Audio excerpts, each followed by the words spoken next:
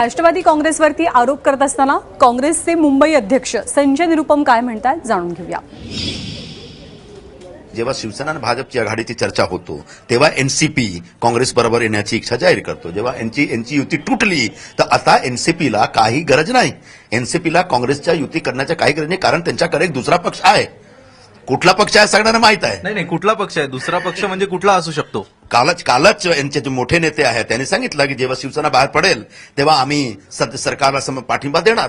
कोणाचं सरकार आहे? तर त्यांच्या काही ते भारतीय राजकारणचे ते पद्मविभूषण आहेत आणि ते पद्मविभूषण कुठेही कोणालाही बरोबर कोणाशीही बरोबर ते युती करू शकतात असा एनसीपी बद्दल सर्व देशाच्या सर्व नागरिकांना माहिती आहे।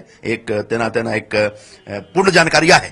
एनसीपी आणि भाजपमध्ये एक गुप्त समझौता आहे आणि तो समझौता जेव्हा शिवसेना आणि भाजप बरोबर येतो तेव्हा तो एक त्याच्यावर डेंजर येतो। जेव्हा त्यांची युती तुटती त्यानंतर ते आमच्याकडे येतात नाही।